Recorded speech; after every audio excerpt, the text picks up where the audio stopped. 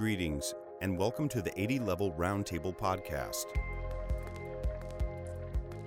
In each episode, host Kirill Tokarev invites video game industry leaders to talk about the world of game development. No topic is off limits as long as it relates to video game development. New episodes are in the works, so remember to follow us or subscribe and share with someone you know will also enjoy the podcast. So we have Joe Garth today with us, and Joe is an old friend. We were just discussing that we kind of met in real life a couple of years ago at GDC, and since then, so many things happened. It's just crazy. Yeah. It feels like the world changed, it turned itself inside out, and now we're catching up and discussing another huge announcement, which is Unreal Engine 5. I need to teach myself to say Unreal Engine 5 because I just keep saying Unreal Engine 4, which is old news now. Yeah. It's so ingrained. UE4, like continually. Yeah, totally. Anyway, Joe, so to kind of give us a little intro, like what have you been doing over the last couple of years? You have so much stuff. Yeah. So, okay. So, I mean, I guess 2 years ago when we first met, it was GDC. I think it was 2019 GDC. Yeah. And at that point, I was freelancing for Quixel.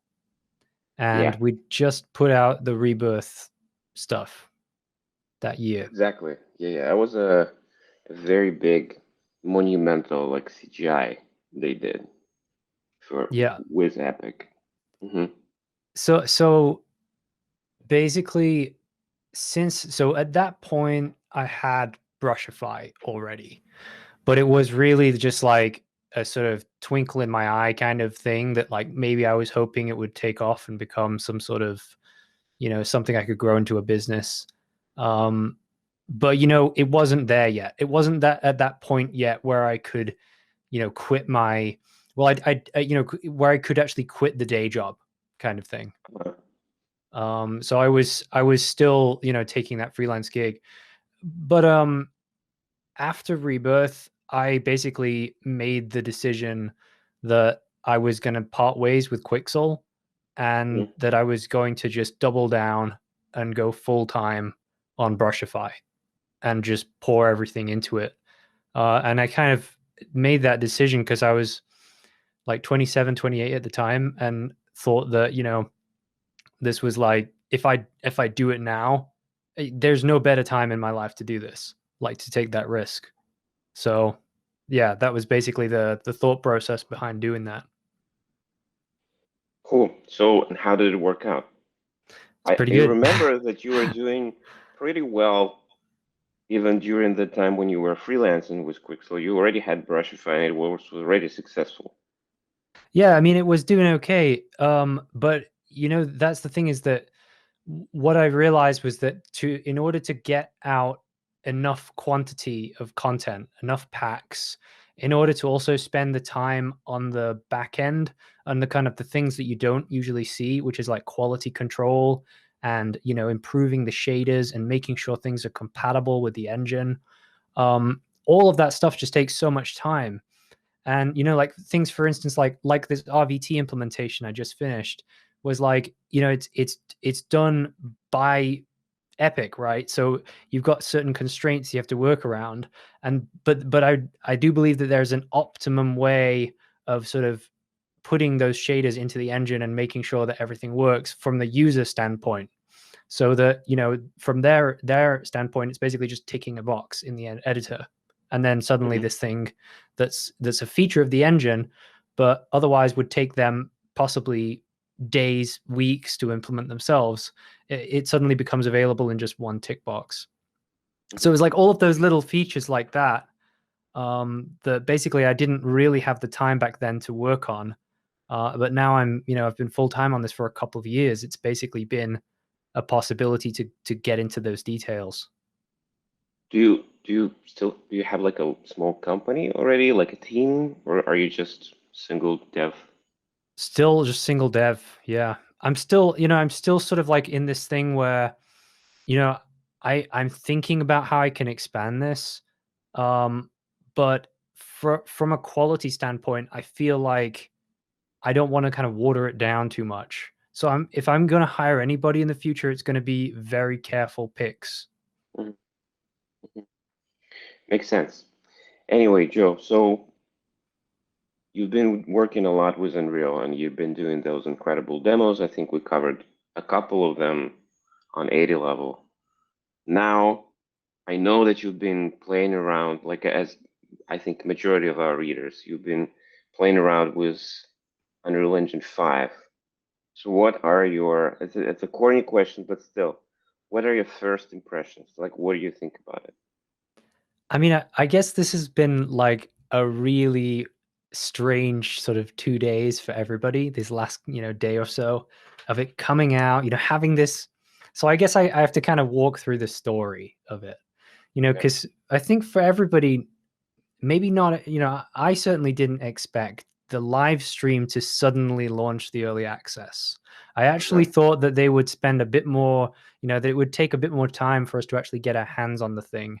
And that maybe this would be just that they would be showing off some sort of cinematic or, showing the tech, another tech demo, something like that. But there they go. They show the epic tech demo, and then at the end of the live stream, they're like, guys, go and download it, and it's all available. And even the source code is available on GitHub already. And everybody's just freaking out. There's this huge social media, just everyone, everything, Discord, Facebook, ArtStation, bing, bing, bing, all the comments. And, and this is basically what happens when you have basically a pandemic where people are kind of half stuck inside and they're all going to be going crazy about this thing anyway. So yeah, I mean, there's definitely been like a weird kind of, it's almost like an atmosphere about the launch, which has been kind of interesting to see.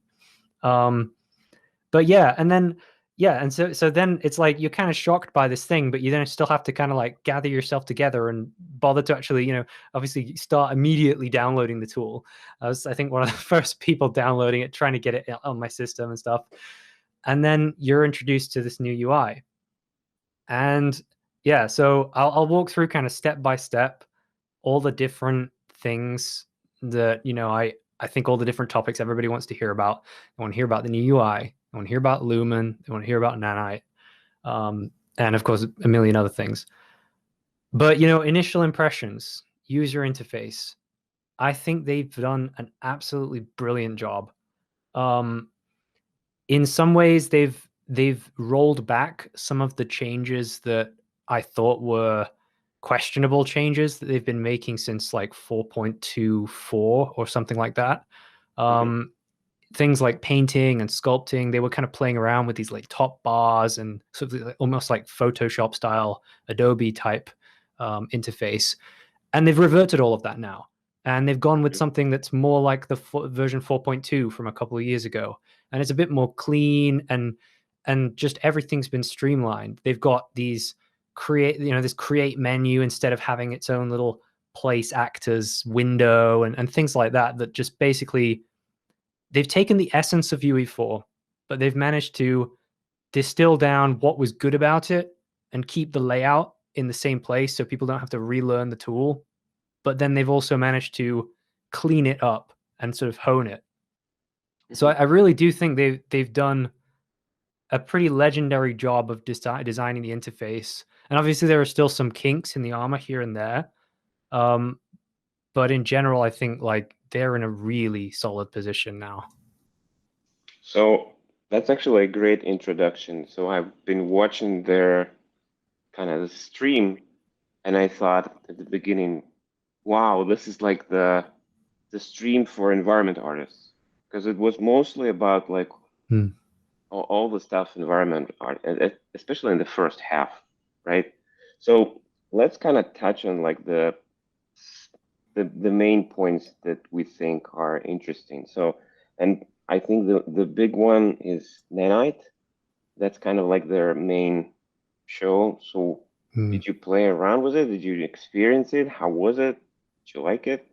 I mean, already basically going in, I've basically already taken, the first thing I did, to be honest, was check that my own projects, all the Brushify stuff, check that it all still works. And that was the first thing I did, was open up all my own projects, make sure they all work. And that's going in going to be the main thing that quite a lot of people who are sellers on marketplace or have existing games or projects, they're going to check their own things are all working. Yeah, absolutely. And luckily, I opened up without a hitch. Don't have to worry about my shaders not working. Don't have to worry about things breaking really too much. So that's a huge relief. And then from a sort of like nanite standpoint, there's basically like what I basically did was take from the new Quixel Bridge integration, just take some absolutely insanely high poly meshes, throw them into the basic Unreal Engine scene, and then just start enable nanite on them, and then start copy and pasting. And you can literally get away with hundreds of millions of polygons in a scene now. There really isn't much of a limit there. And the fact that and this is the thing that struck me about the way they implemented nanite as well, and this is the great thing about it, it's that existing assets can be converted to nanite with just one tick box in the static mesh editor. So there's no need to, and this was another fear I had about this, was that maybe we'd all need to re-import all of our meshes now. Maybe there would be this huge long re-importing process that would take hours of man hours away from you, and that everything would need kind of reconstructing for Unreal Engine 5. But no, it's literally just a tick box. It converts whatever static mesh you had before, converts that into nanite. You even get some disk space freed up by it, I think, because it's ditching all these LODs and things that aren't needed anymore. So yeah, I mean, they definitely implemented it in the best possible way from my perspective for the end user. And just maybe somebody doesn't know Brushify. So mostly it's environments. There's like a bunch of packs that help you build very big, large worlds. And with the stuff that you're doing, you're obviously been playing with lighting, and maybe you've been trying to play around with this sky atmosphere system, which is kind of crazy for me, because that's because I've been kind of following CGI since I was in probably high school or even like before that, and those kind of simulations, you would only see them somewhere at like SIGGRAPH and some crazy, and I would never think that something like that would be done in real time, and you can go and like art direct the whole thing and play around with the volumetric clouds in engine. It's getting ridiculously easy. There's also a plugin. Well, there are a couple of really great Sky plugins on the marketplace that I would recommend. One of them is from Everett Gunther, which is called Ultra Dynamic Sky. And that's just basically a 24/7 sky system that taps into the volumetric clouds. And it just makes setting up lighting stupidly easy. The other one is from Wouter Waynants, and his is called Hemisphere Skies, which is also a great product because, especially for cinematics, because it actually lets you import real video captures of skies, of real skies. Oh, and wow. yeah, and everything's physically based, and he's actually used like light meters in order to record the actual light values. So the actual proper sun lux values are in there. So I mean, the options for actually lighting in UE4 now are just so it just became so easy to come up with convincing daylighting. And obviously I've been playing around with Lumen as well, and I'm also just super impressed. Obviously I can keep going on about how impressed I am with all the stuff, but obviously there are kinks to the armor. Like, it's still a preview build. There are still going to be bugs. There are still going to be glitches. Some things just won't work. Sometimes you'll get crashes. But I think the great thing with this preview build is you can really see where it's going. You can see this direction that they're taking, and I think it's a really strong direction. So I mean, just in terms of the UI, you can see that they know what they're doing. They've spent time honing it and understanding which parts of the old UI worked and what they really need to do to make this into something that's really special.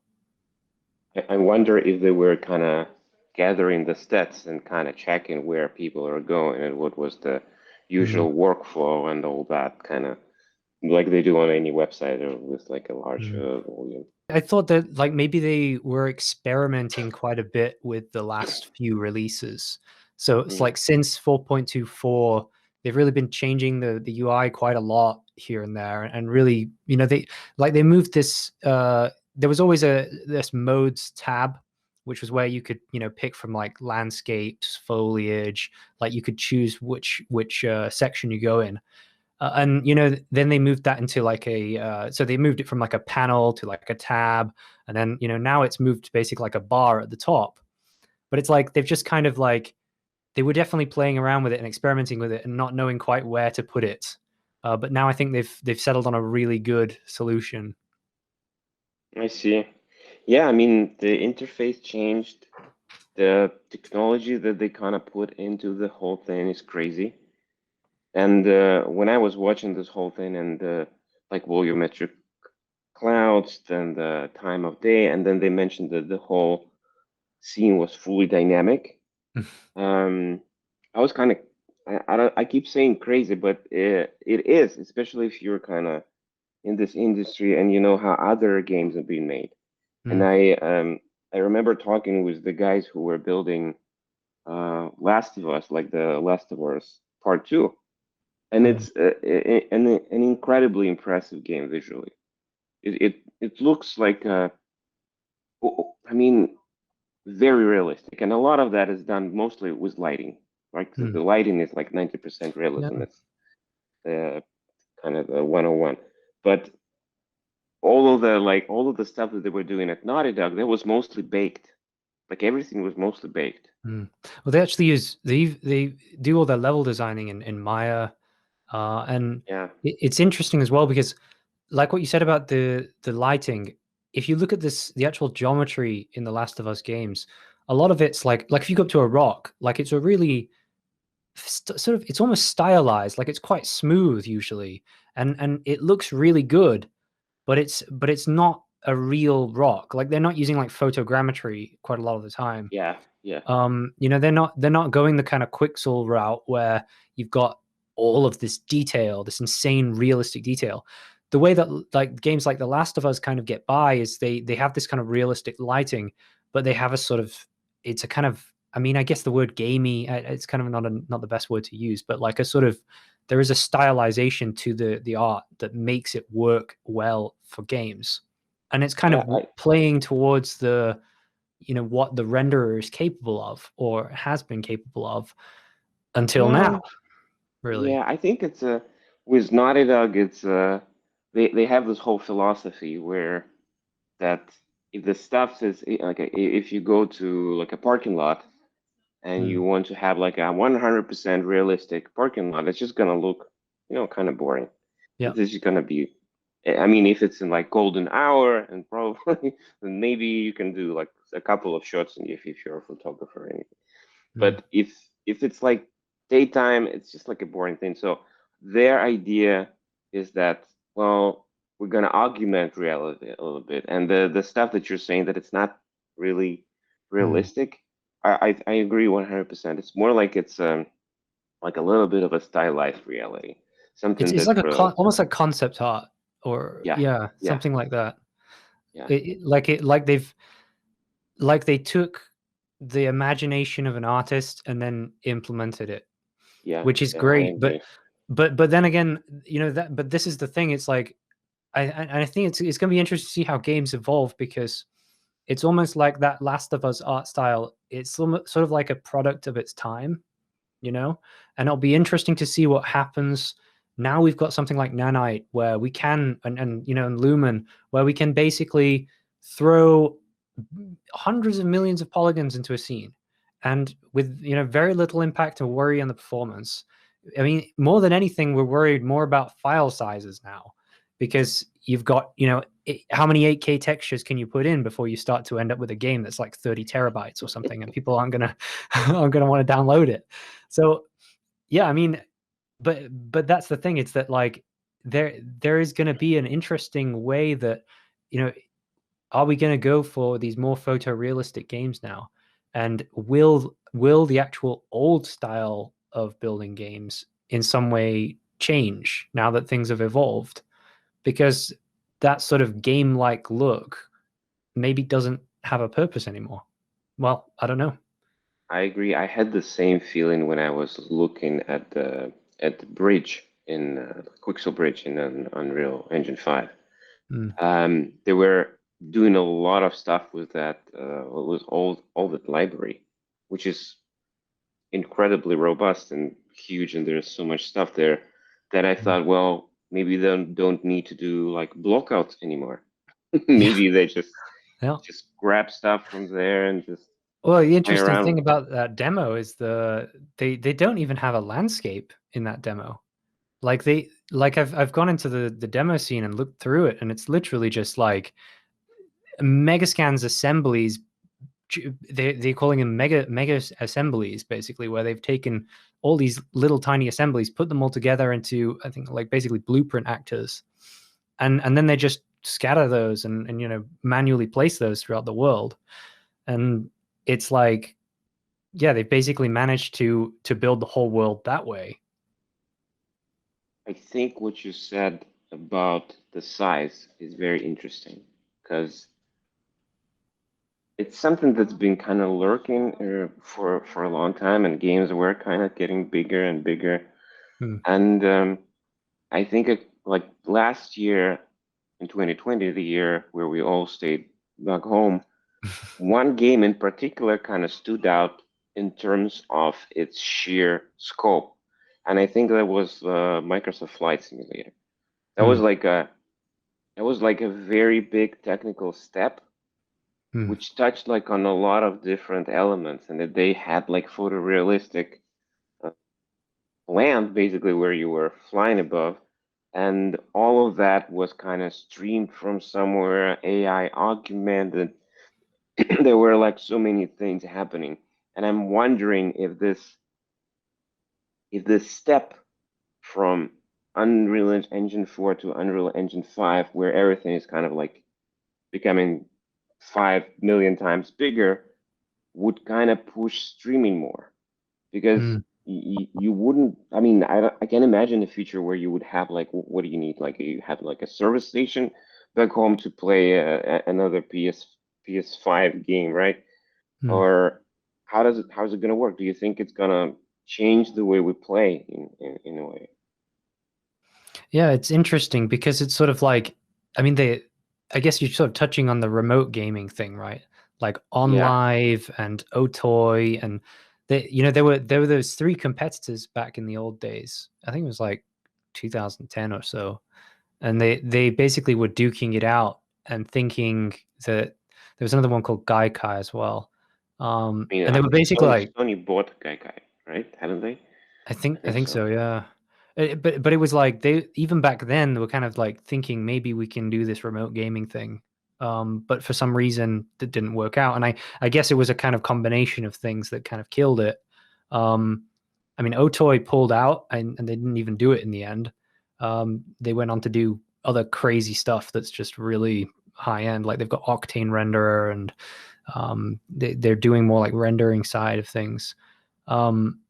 And you know, and then they have OnLive that basically really just failed. Like it just didn't work out because internet speeds, I guess, weren't really good enough. Or it was their streaming algorithm wasn't really there yet. But you know, whatever it is, it was a combination of things that basically meant that didn't work out. But the interesting thing about today is that, from, you know, if you look at it from the streaming algorithm point of view, you know, if we look at like even what NVIDIA are doing for like video calls, you know, that stuff has gotten so good. If you look at what DLSS is now, the capability of, you know, sending an image across a network and then up-resing it on the other side has become so much better. and almost like this idea of creating a super resolution. And even UE5 has a sort of screen space based quality feature built into it that basically allows you to dial down the screen space, and it will somehow, even with like half the resolution of pixels, still manage to blow up the image and make it look good. So it is going to be interesting to see that, like, yeah, our servers aren't going to be as taxed because we're going to be able to run, Lumen and Nanite on the server side, and then also we're possibly even able to stream, send over a 720p render, blow that 720p render up into 1080p 4K, and you're basically well on the road to having remote gaming actually function. Yeah, And I think now totally more agree. than ever. Yeah, I think it's like I didn't have this thought before we started having this conversation today. I thought that most of streaming was kind of like a gimmick, but now you kind of have the speed that is required, not everywhere, but in some places at least. And at the same time, you have the technology that kind of can show you this next gen. And in my opinion, it's all going to be like bits and pieces that are going to fit together. You're still going to download your game, you're still going to run it, but maybe parts of it are going to be, doing some streaming, or maybe some elements are going to go online or something. But it's just inevitable. I don't see myself like. It's also that thing of like, like in Unreal's demo, they wanted to push this already, which is that all these assets are film assets. Every asset in there is 8K texture. Every single piece of this robot is 50 million polygons. They are film assets through and through. And that's the thing, is that, like, if we can get it to the point where even our local machines can run this kind of film quality thing, if a normal household computer, that actually means that it works server side as well, because it means that a single GPU on a server side can run this, which is awesome, because it's going to save tons of processing power. Like, you don't want it to be that you need 5 GPUs to run one person's game. You still want it to be that one GPU is there. You just want it to be that the GPU is in a data center rather than at somebody's, workstation physically. I mean, it's all going to be about who can sell what, after all, right? Absolutely, yeah. Yeah, it's all about like who's going to benefit, but still, it's a very interesting thing. Anyway, I think we digress from the thing. So apart from the graphical stuff in Unreal Engine 5, they also showed like a couple of elements which were more on a technical side, and I'd still argue that they're kind of like all connected with graphics, but still. So one of them were those game feature plugins. Are those the kind of things where you basically group everything together that's kind of working and for one feature or for the other, or for one game element?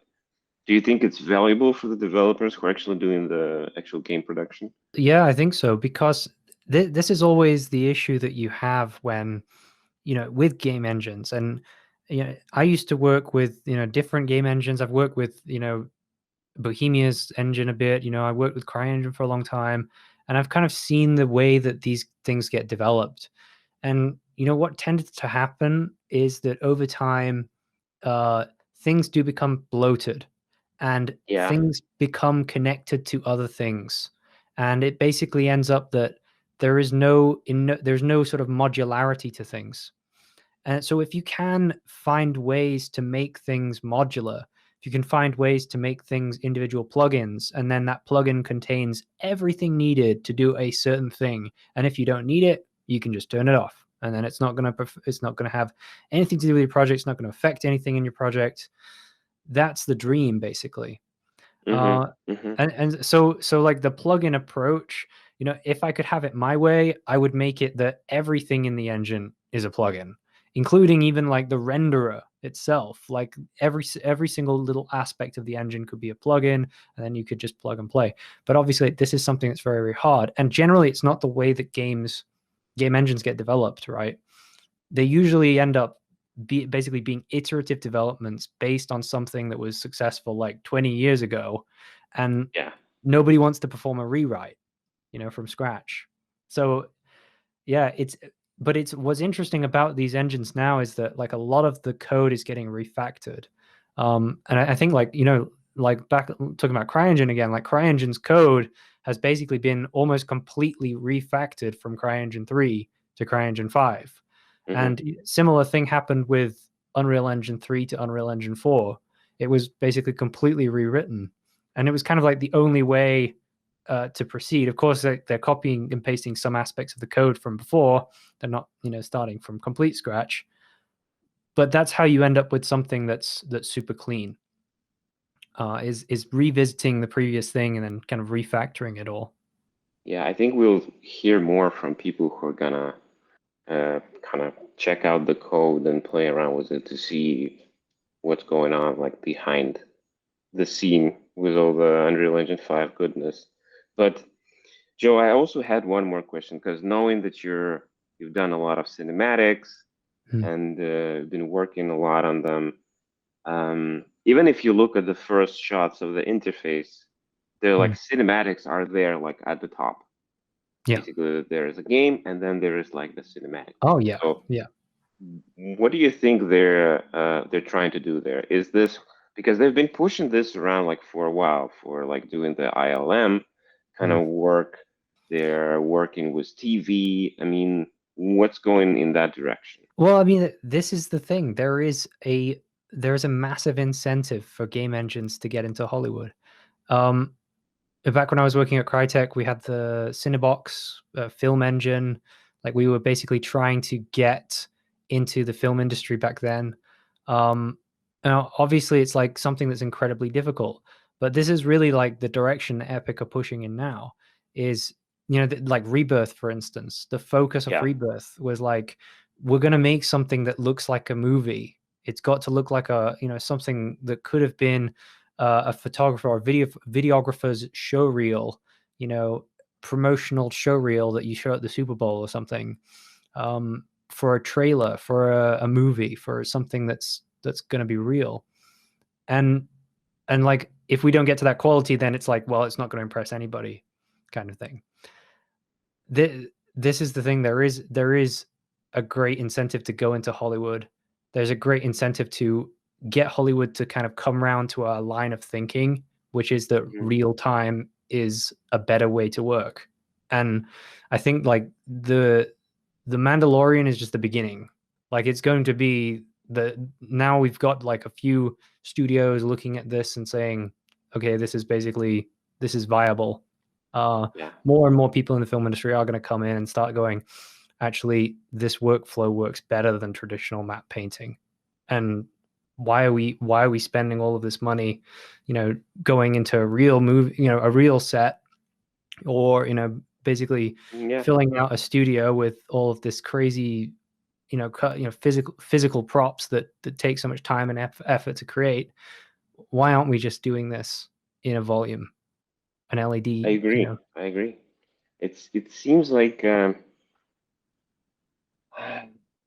my like higher bet. Like if you think of it like in a very long term kind of thing, it would make sense that, especially Hollywood's going into this kind of wild ride, like Disneyland kind of adventure park direction, where you have a lot of visual effects and movies are kind of like Avengers and all that stuff. A lot of CGI films. Those are kind of the films that are getting the most of the box office anyway. And to have those tools available, I think it makes a whole world of difference for both big studios and small studios. Because absolutely, imagine like indie productions, they can really level up with this. It's this great thing where what is built for the big studios initially is only going to benefit the small indies and the solo filmmakers. The guy that just wants to build a project on his own computer. He just wants to get himself a very, very small amount of motion capture data and just, work on some little short film or something like that. Eventually, I'm pretty sure that people will be able to build entire movies with something like MetaHuman. They will be able to capture themselves, record their vocals, record their their acting and exact movements, and then be able to flesh out a complete story. And it'll start Yeah. very slow. It'll start with people doing their own previs, and getting to sort of like this previs quality. But there is nothing to stop it from becoming easier and easier and easier. And I think the good thing about that is that it kind of takes some of I mean, it's not that Hollywood is a bad thing necessarily, but I think it would definitely not be it wouldn't be crazy to say that Hollywood's sort of regurgitating a lot of the same ideas and they don't really have a lot of fresh blood in that way. Every Hollywood movie that's very successful now is either a sequel or it's something that came from something else or it's a book or there's always a sort of subject matter where it grew from, and it never kind of comes from this kind of crazy original place. Whereas if you look at movies in the past, if you look in the 80s and 70s, 80s, 90s movies, you see so much creativity and originality in those films. And taking from a book, it's all great, but where every once in a while I would love to see a movie that's like Primer, where it's like a couple of guys made that movie in their garage and it's a crazy time travel story or something and it just blows everybody away. And it's just because those guys were smart and they had a cool idea, wrote an awesome script, and had the ability to follow through. Yeah, I mean, I agree. I think the whole stuff that Epic is doing in all of those directions, they actually have a chance to kind of move more into Hollywood, definitely destroy the game market because that's what they're kind of after. With this kind of level of visual fidelity, I don't know another technology that you could use to build something like this at the scale, like and so fast, Yeah. It's definitely an interesting time, and all the stuff that they're doing with animation tools as well. Like you have the rig and you can animate everything inside. Well, that's the crazy thing is that you can model in the Unreal Engine 5, you can animate with the control rig in Unreal Engine 5. So it's like they're sort of getting to this point where, okay, well, if I can model with quad topology right there in the engine and like hit a button and, I mean, to be honest, even you can even do to some extent the texturing, maybe not full on like going crazy with UV maps and things, but in my Brushify packs, I have these design packs basically. And with those, I include a shader that basically works based on local alignment. So what it means is that you don't need to have UVs. It will basically just project. It's almost like triplanar projection, like it'll project texture from all different sides. And in the end, it's got some limitations, but you pretty much can just like throw brick onto an object and you'll get bricks on that object. You can throw grass onto there and it will become grass. And you don't really have to worry about UVs at that point. You can just model freely in the editor and watch as, if I extend this brick wall, the brick wall will just extend. And you can really take this to crazy next level, really. And then, virtually you're not leaving the engine for anything. You're not having to go to Blender or 3D Max or Maya. Yeah, exactly. That was my thought. So if you think strategically, we're just kind of throwing ideas here. We're just thinking. It's not that they think this the same way.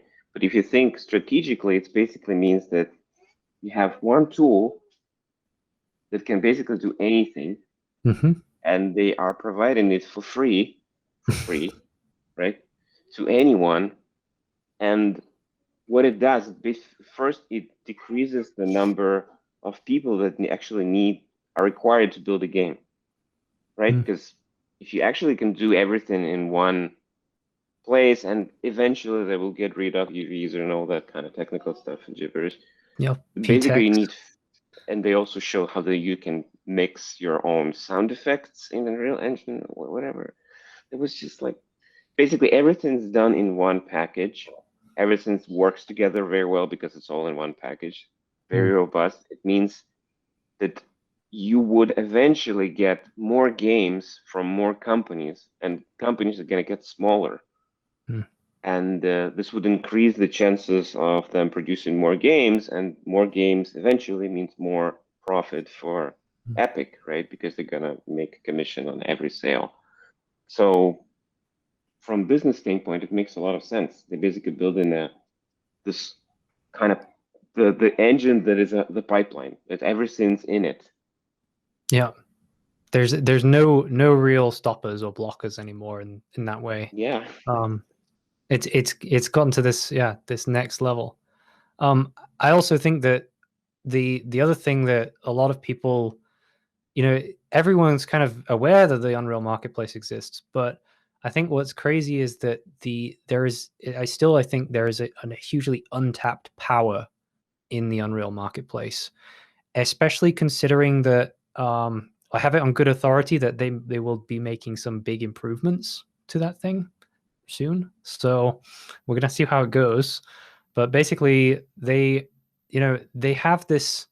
Anyone can go and they can submit their content to it, right? Anybody can actually go there and build a whole business on the Unreal Marketplace, where you can kind of interact with an audience of, you're a developer and you're interacting with your audience of customers, and your mission is to appease those customers and make sure your thing works.